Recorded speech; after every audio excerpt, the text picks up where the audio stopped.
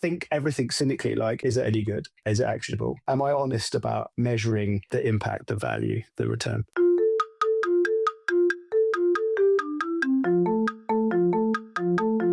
Are you a fitness-loving foodie? Then Defy Snacks is for you. Defy offers real, high-quality chocolate you love, combined with functional ingredients, giving you as much as 26 grams of protein per bag, so you can be both a little bit bad and a little bit good at the same time. As a female-owned brand, Defy dedicates a portion of its profits to other women-owned businesses. Currently sold in the US, you can find us on defy.snacks.com and follow us on social at Defy Snacks.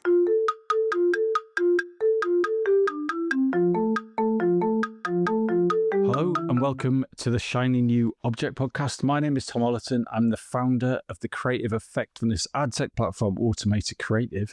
And this is a weekly podcast about the future of data-driven marketing. We've done, I think, 300 odd episodes of this podcast and it's been going for about 6 years. Madness. And it's such a good, fun thing to do. And every week or so, I interview one of our industry's leaders about the future of data-driven marketing. And this week's no different. I'm on a call with Tom Telford, who is Chief Digital Officer at Clarity. So Tom, for anyone who doesn't know who you are and what you do, could you give us a bit of background? Yeah, thanks, Tom, and thanks for having me on today. So obviously, Tom Telford, I'm the Chief Digital Officer at Clarity. We're an integrated marcoms business. I started my career in 2002 or so, just after the dot-com bubble burst and just before Google got good and sort of fell into digital. I've been in the mix of dot-coms and agencies until founding an agency with my friend Will in 2010. And then we exited that in 2021 to Clarity. And since then, we've been working here. And my job's to do all the digitals in an integrated agency. So we're growth marketing, data analytics, creative studio, but also just trying to help the broader business, the communications, the public affairs, use channels differently and in innovative ways. So you've set up an agency, you've exited an agency, and now you stayed in an agency. There's not many people who've done that. So what would your advice be to someone who's looking at your career thinking, right, I want to do that? They're getting in the industry, they're doing all the right stuff. But what's your advice to someone who wants to get ahead in this changing and strange world we live in? I think it's a couple of things. Like to focus on what you said about change. I think that's really important because your view and what you want out of your career will change. I mean, we're mid-40s now, so I've been at it for 20 odd years, and I think the views are different. But fundamentally, I think there's something about understanding the value and the impact you have, especially at the start of your career. And I wish, I was thinking about this for today, I wish someone had told me like how to perceive what I was doing, what value or what impact did I have as an account exec or whatever through to now. The more senior you get, the more older you get, the more you understand where you sit in the pecking order and what you do eventually filters down to a bottom line somewhere or another. But I think there's something about like if someone had taught me about what I would do, what I should have done better in my 20s, not just hitting OKRs and doing KPIs and things, but understanding the commercial impact of the thing I did at that point, even if it was tiny, and then how that would have made me much better in my 40s, I would have said. Like there's a bit where you just pad around in obscurity in your 20s and you sort of half work it out in your 30s, and sort of get to your 40s, you're quite good at it. But had you thought a little bit more about the value, the impact, whatever that mechanism is, I think it's really helpful, and people don't. And I think it makes it harder to understand where you sit in the world. It's a bit obscure, really, until you get a bit more senior about sort of the way the business works. Unless you've done an MBA, which you probably haven't, especially if you started in an agency, especially. I think that's just a really important skill that's sort of missing, that I think it is quite easy to impart. So if you were going to go back in time and tap yourself on the shoulder and say, Tom, this is the value that you add, what would you say to yourself? What would be that message?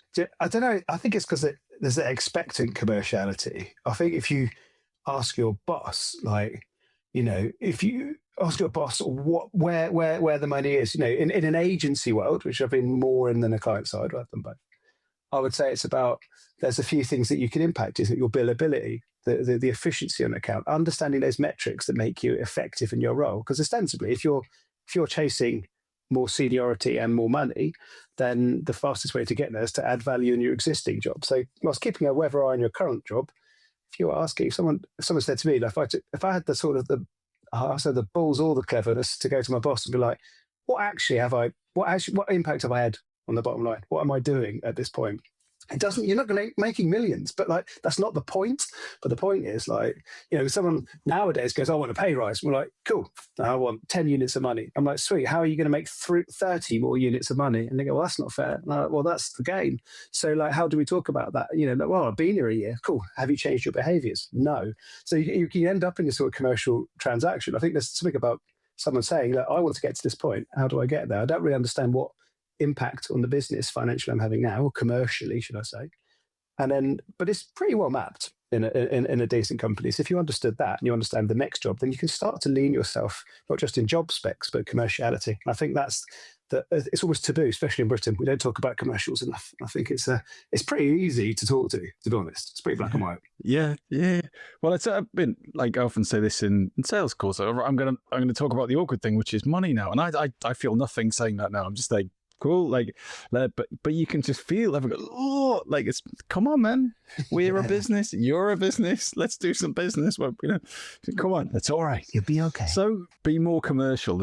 Earlier on is a great bit of advice for someone getting in the industry. But what advice do you give specifically to data-driven marketers to be better at their job? I like this question. I think there's lots of different ways to approach that. For me, I think there's a bit of basics in campaigns, and we do a lot of work across lots and lots of different channels. And there's some fundamentals we came over, like what makes a good campaign and what doesn't make a good campaign. There's nothing groundbreaking what I'm going to say, just to be really clear. It's like boring spoiler alert. But like, if you look at every campaign, we have this thing called ICM, which means everything we do has to be insightful, has to be creative, and it has to be measured. So when you look at the success of a campaign, so it's not just a data-driven marketer, but I do think it's really important here because data-driven people often look straight to the outcome and the measurement.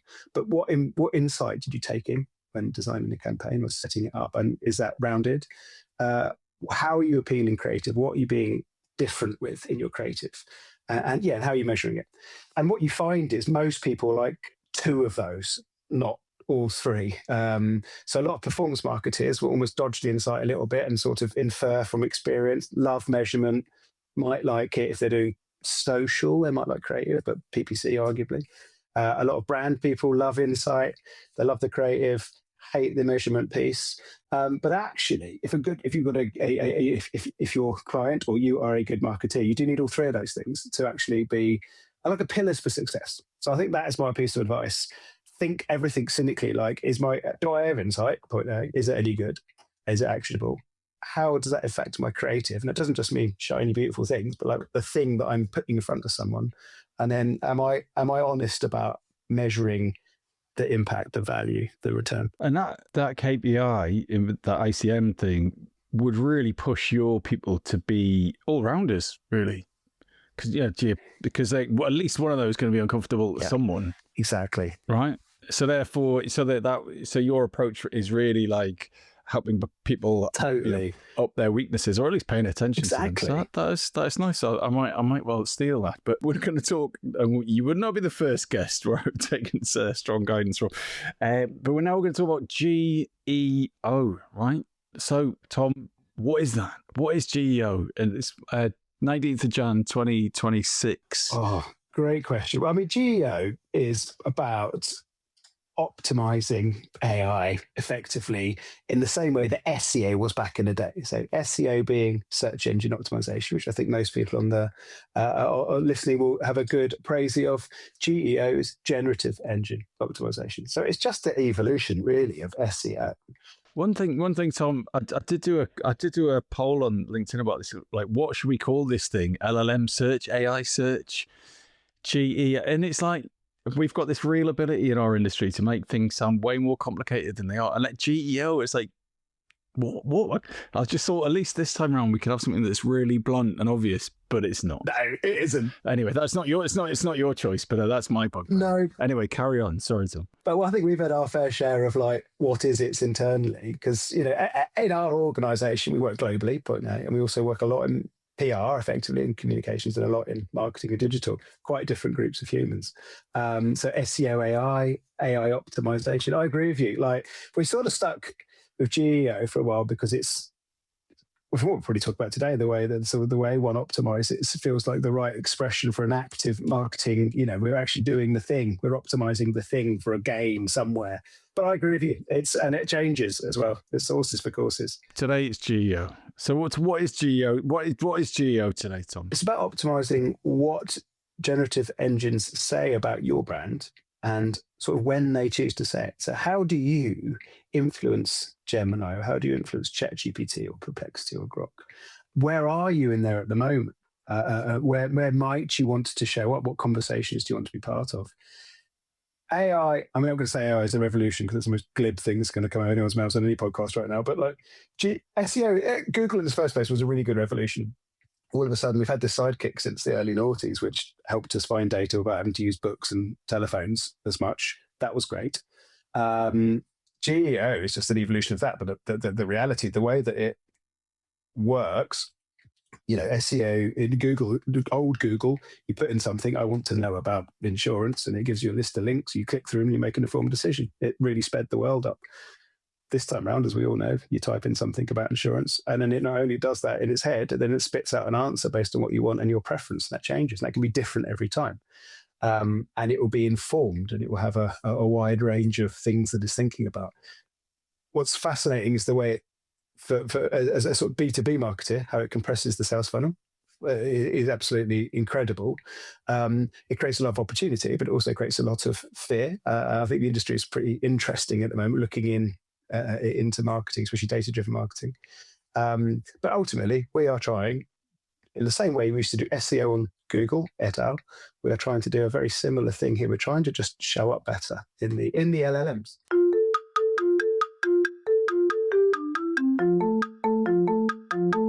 This episode of the Shiny New Object podcast is brought to you in partnership with MadFest. Whether it's live in London or streamed online to the global marketing community, you can always expect a distinctive and daring blend of fast-paced content, startup innovation pitches, and unconventional entertainment from MadFest events. You'll find me causing trouble on stage, recording live versions of this podcast, and sharing a beer with the nicest and most influential people in marketing. Check it out at www.madfestlondon.com.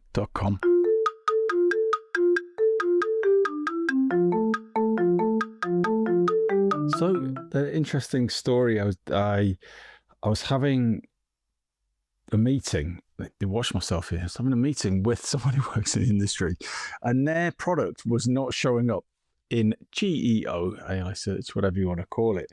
And so the big dogs had come down and said, "Oi, digital marketing, sort it out. We need to show up better in GEO search results." Yeah. Is it a GURP? I think he had a SERP. Oh, whatever. Let's move on. It does, really does. Sounds painful. And this person turned around and said, You were speaking to the wrong person, because it's SEO, right? How well do you show up for insurance or travel or perfume or whatever it is? But the reason that this brand was not performing in GEO was because the product wasn't very good, and it was getting bad reviews, and so that was getting crawled, and it was going, look, this product's full of this thing, so therefore it's not very good for this thing over here.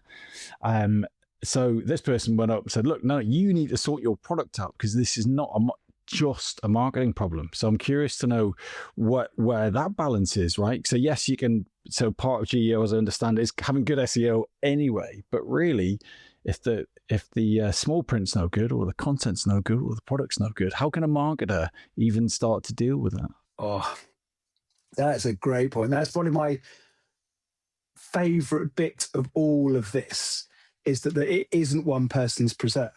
And actually, when you look at channels and the way we operate marketing or communications, we like giving responsibility to a person, making them, that's your thing. That's what you need to go and get, coverage or sales or whatever. GEO is the confluence of PR comms, SEO, content, and social. So depending on the setup of a company, they're right. It isn't just the SEO team's problem, but it's also just not the comms team's problem, or the product team, or the SEO team. And that's what I am seeing in the market, we talk to a lot of clients. We have a lot of clients around the world and some really famous companies, and some less so famous companies, but really complicated setups. There's a really interesting mix in our world. The one thing that we're seeing is, it isn't one person's responsibility. And that's why it's brilliant and really difficult at the same time. GEO fundamentally isn't difficult. GEO, optimizing LLMs, whatever we choose to call it, is just best practice. So if you're actually quite good at brand and performance and, you've got your reputation sorted and you understand your audience, you're probably all right. And that sparks a sort of mid-noughties SEO snake oil gold rush as well. And there's loads of people going around saying, you're ruined unless you do these 3 things. Well, that's actually nonsense. If you're actually, you're taking SEO seriously, you're taking your brand seriously, your media relations, your socials there, we will have issues. Like you say, if there's a problem in a review, that might impact how it thinks about you, depending on what the question is, the context of the question. But the reality is everyone's sort of GEOing because they're doing activities, especially the brands we work with, that are already trying to work. So it's an interesting point. But Tom, you said a ginormous if. You were like if. Like in my experience at brands, there's very few people who are doing all of those things really well. And the thing that you probably shouldn't say out loud in this industry is that we don't always work for the best brand in the market. We don't always work for the most ethical, for the best product, the best company. Do you know what I mean? We don't like, it's not a luxury of choice that most people get, if anyone. So invariably, we're not going to be doing great comms with a great product, great social. There'll be probably a cluster F of all of those things. So someone's I totally listening agree to you going, God, Tom, you seem to really understand. Tom, you, not Tom, me. You really seem to understand this. Like, what are the basics that someone can start doing when they are in a situation where it's not perfect? Good question. So I think you break it down to the constituent parts, and I'll talk a bit in a minute about joint objectives, because I think that's a bigger issue in larger companies. But at a fundamental, like, how do you do it? The big ones are really content and a sort of comms, media relations. So if you want to influence prompts around a subject, or a subject you want to be known for, a product you want to be compared against, or I don't know, some news, a world, some knowledge, you need to write about it. You need to write about it on your domain, but also not on your domain, because ostensibly the LLMs will be looking at the whole piece and like, God, you're really known for this. You're talking about it, and other people talking on that topic about it. So you are ostensibly a thought leader, which is, again, sort of best practice and logical.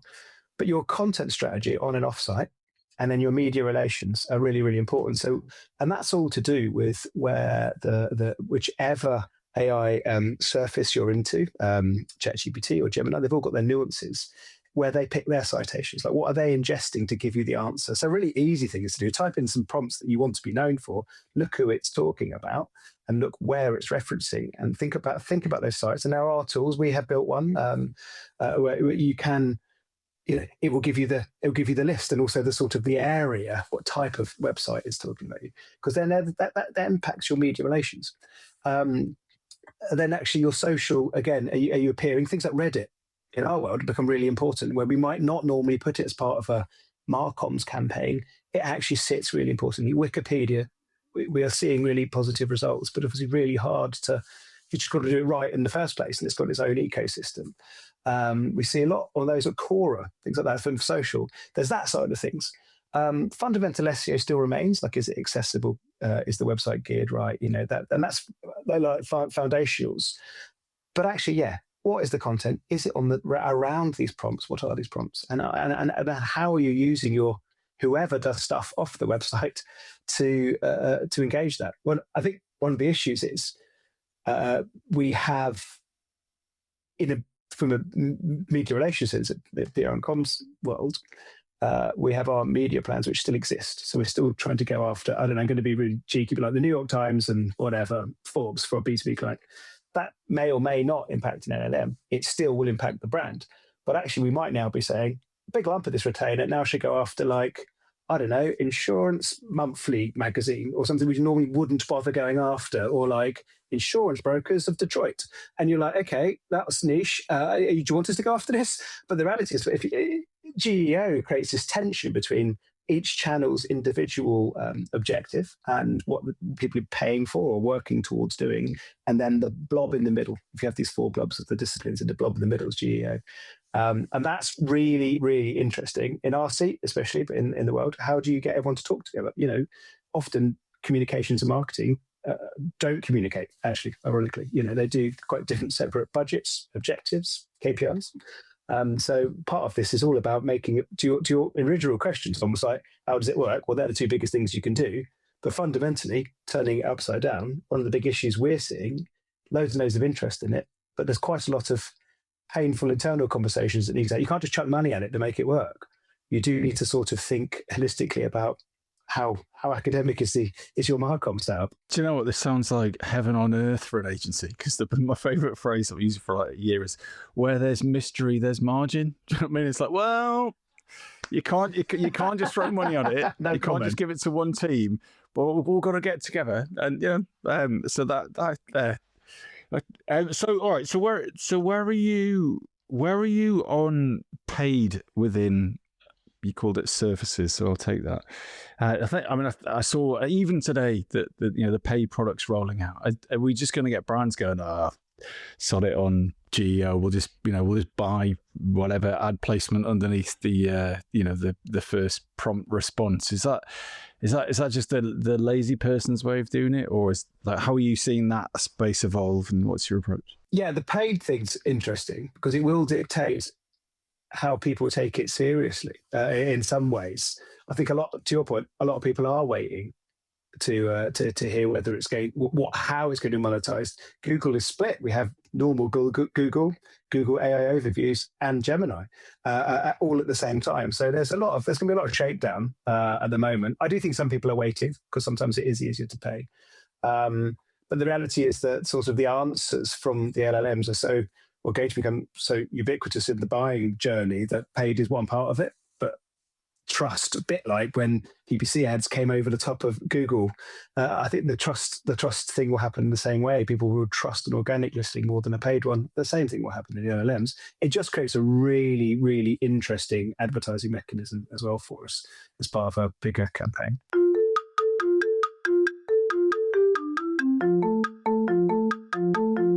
So, this isn't a very good question, but what I'm really interested in is your feel for this stuff, because we set up Automated Creative in 2017 because we knew that AI and creativity at some point would squish together quite a lot later than we thought. But anyway, that's fine. We're still here.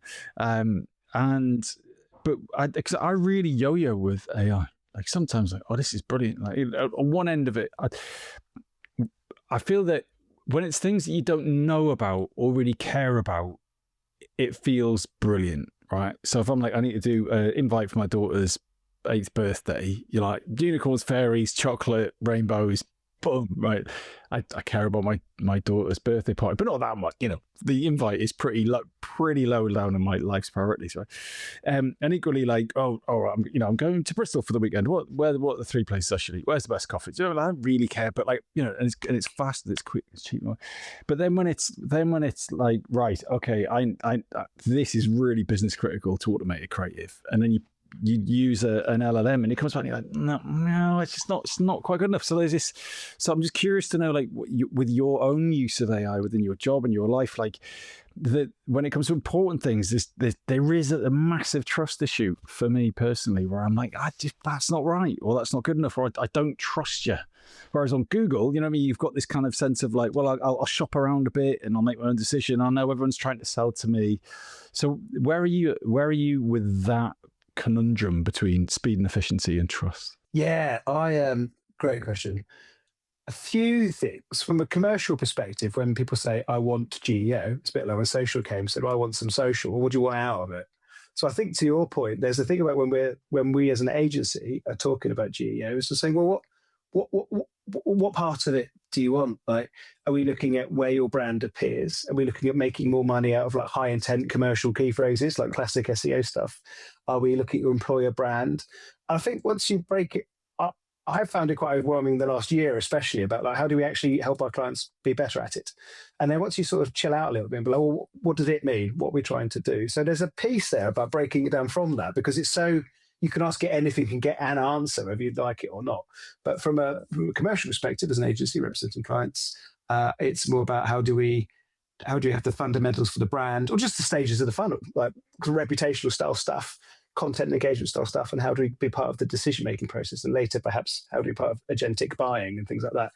That makes it a bit easier. I think in terms of my own use of it and personal use of it and how we use it as an agency, I find like things that require language actually really helpful. Like one top tip we had is we put the brief, we had his RFPs all the time, requests for proposals from clients.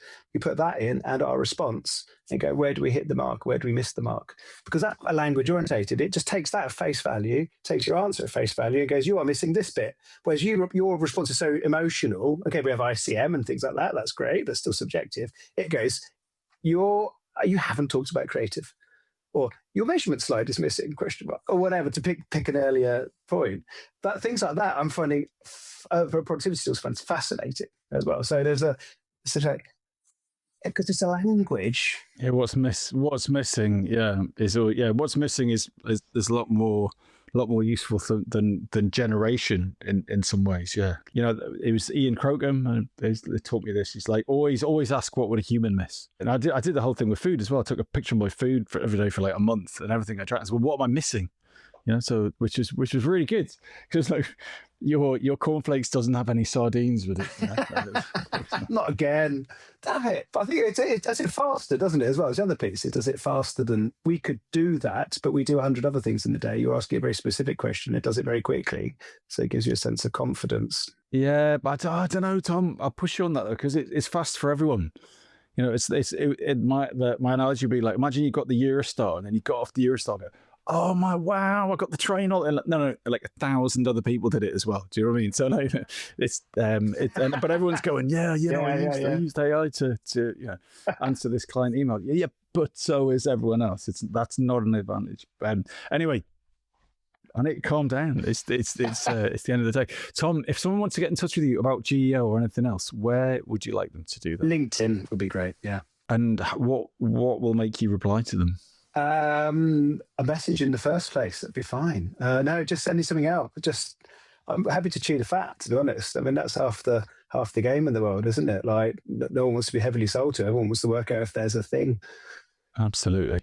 That's that, isn't it? That's the key to the world, isn't it? Don't batter someone with something, and then let's have a chat, and something will rattle out of it, or it won't, and that's okay. But fun along the way. Tom, thank you so much for your time. Thank you. Thanks for having me.